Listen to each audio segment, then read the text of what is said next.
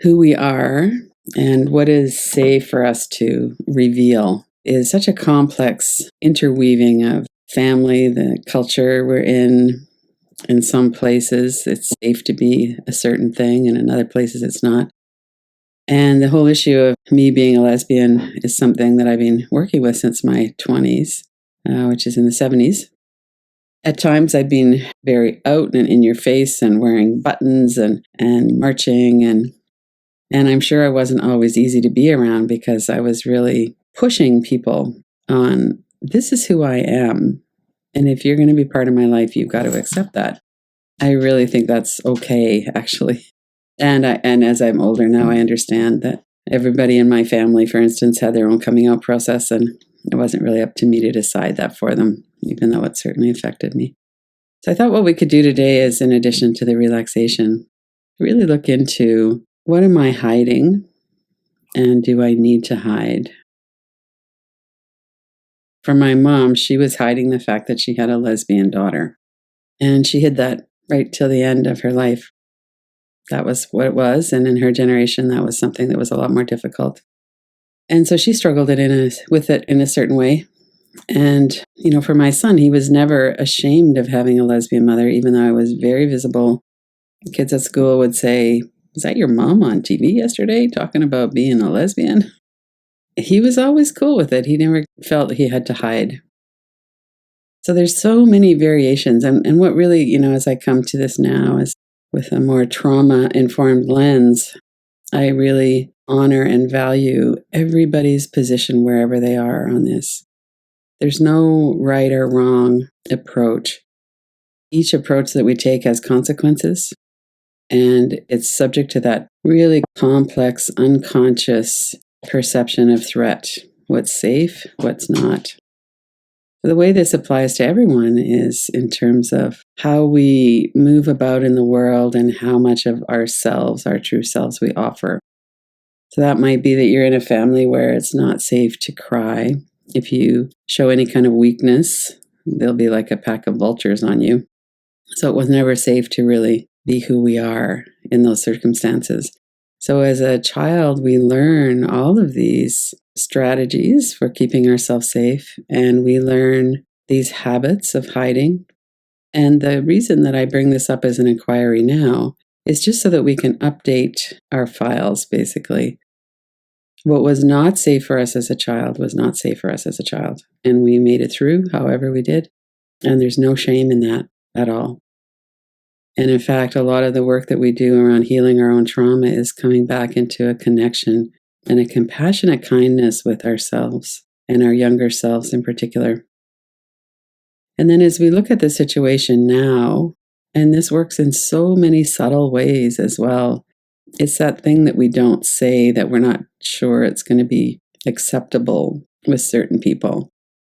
Or it's that habitual not really showing up because we don't really trust that our real self will be appreciated.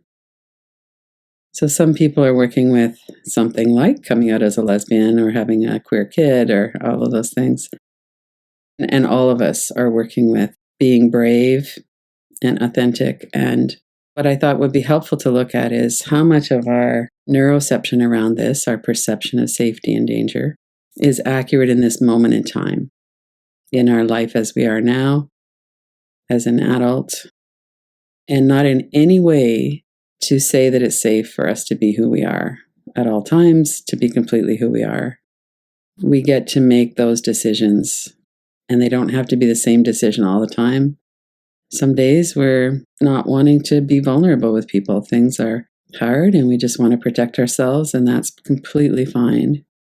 I don't want in any way to have people interpret this as, oh, I should just be out there and really brave and always being who I am and always saying what I feel or what I think, because in some atmospheres that's not really that helpful or possible even. So I've been talking now for several minutes, and just to notice for yourself, what do you feel like in your body and what's going on with your breath? One of the ways that we stay in the present moment is by being really grounded in the body and the breath. So when we notice our feet, our seat, Maybe we hold our own hands. We notice our breath. Those are all things that are happening in this moment in time. So it's a very good anchor into this moment. Notice what's going on in your body and your breath.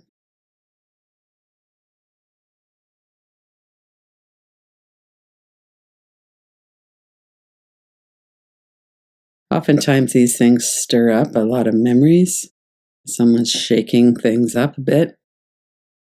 So notice what kind of thoughts were coming into your mind and what thoughts are in your mind right now.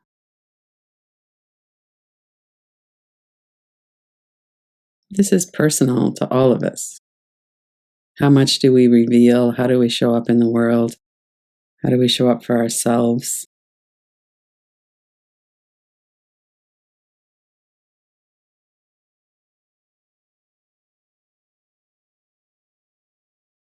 And in our physical body, we might notice that our muscles have gotten tight. We often clench either our teeth and jaw or our belly. We might get very protective through the upper back and kind of harden up. So we could notice on a physical body level where we're tight and let ourselves release that a bit as we breathe out. One of the benefits of mindfulness is we really get to know ourselves and our patterns very well. Now we've been thinking about who we are and how we express ourselves in the world, and we notice that something's changed. For the most part, when we think about things like that, something tightens up because we have a lot of stored memories and associations with it not being safe to really be who we are. And maybe that was someone in our family making fun of our goofy sense of humor, calling us too sensitive. We all are very experienced at shutting ourselves down and at not expressing ourselves or sharing ourselves fully. And a lot of that happens through the body. We tighten up. As you're breathing in and breathing out, notice your breath and notice if it feels okay to breathe more deeply. Take some deep inhales, long exhales. You could look around the room and notice if there's any danger here right now. Let your eyes take that in and signal that to your nervous system. The same with our longer, smoother breaths. That signals safety to our nervous system as well. And then notice the energy in your body, the feelings, sensations, energy on an overall head to toes. Oftentimes when we feel stirred up emotionally, we have a stirred up feeling in our body too. It might be that our arms and legs are a little restless. It might be that we have some kind of a tight gut clench or something. There's all kinds of possibilities, many of which we know very well. As you're inhaling and exhaling and relaxing your muscles, notice what's going on in the interior, in the subtle body, energy body.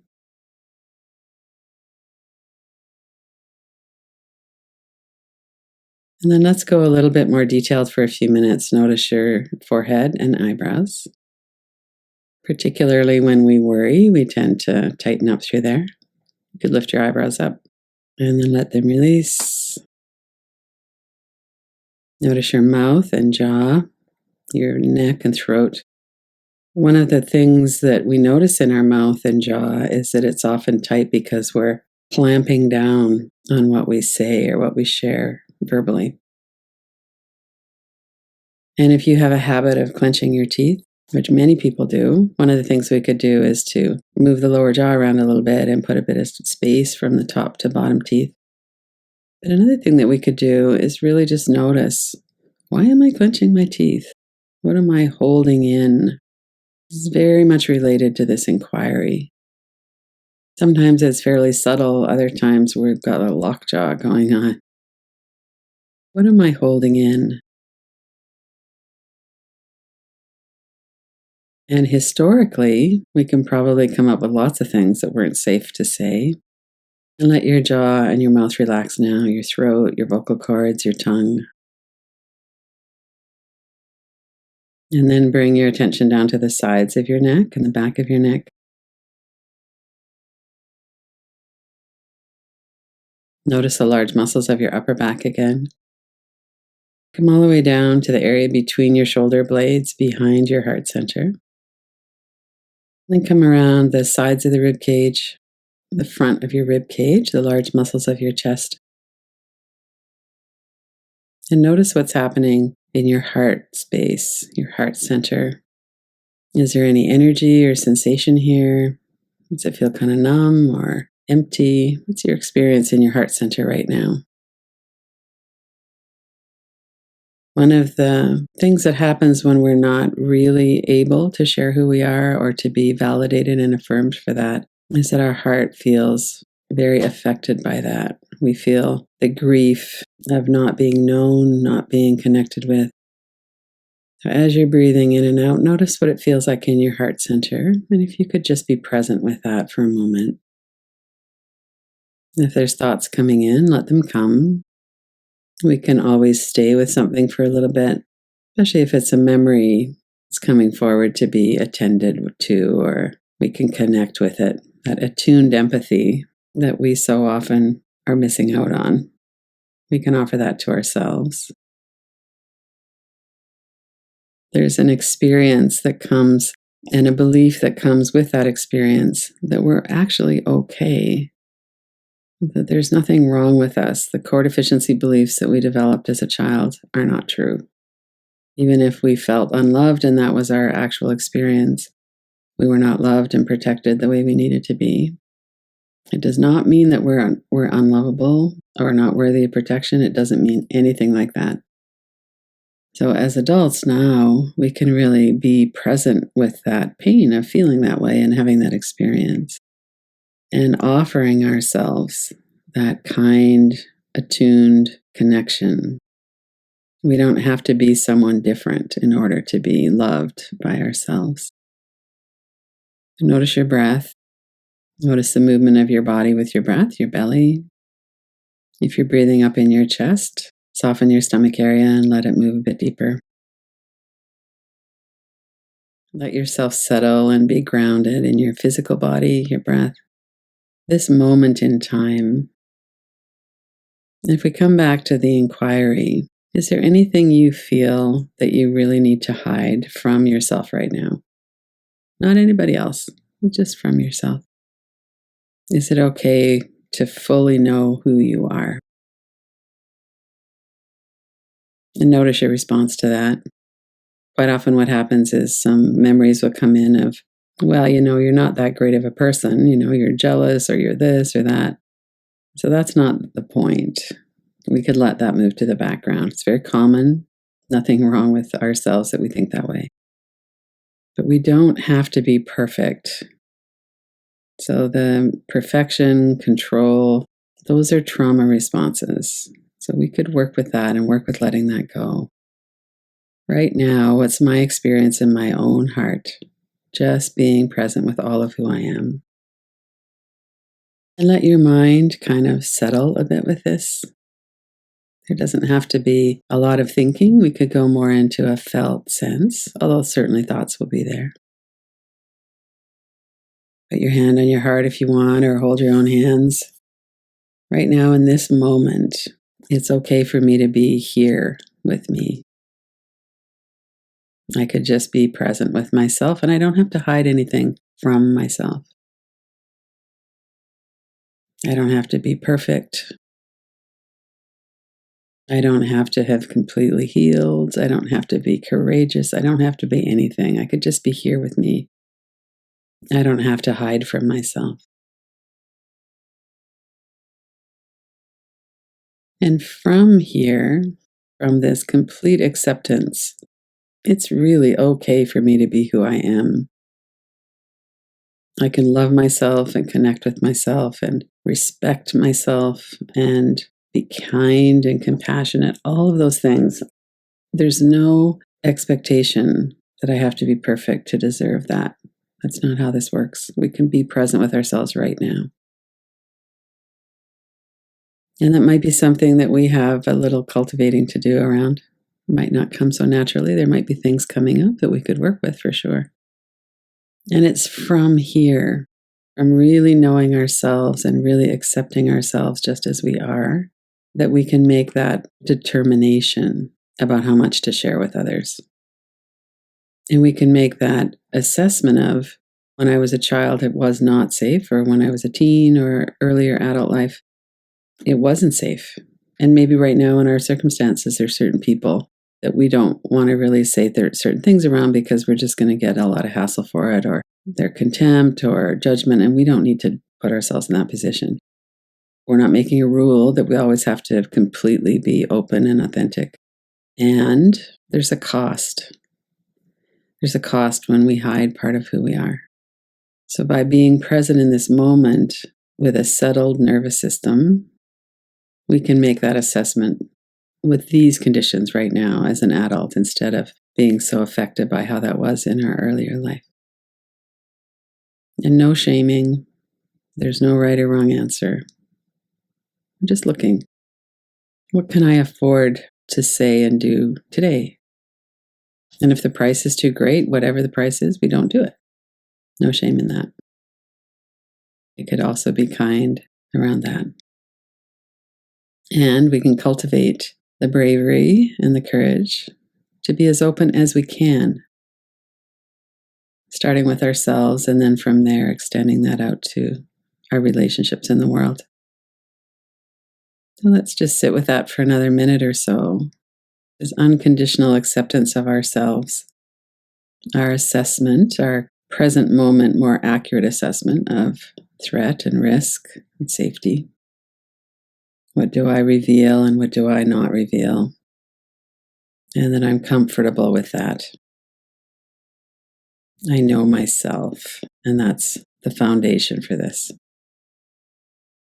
It's a few more big breaths. Let your body soften and settle and notice what's happening in your body as you're going through this inquiry.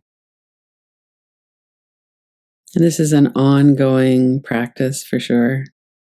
And it's really good to check in because oftentimes we're making our assessments based on the past that may or may not be so relevant right now. When you're ready, open your eyes.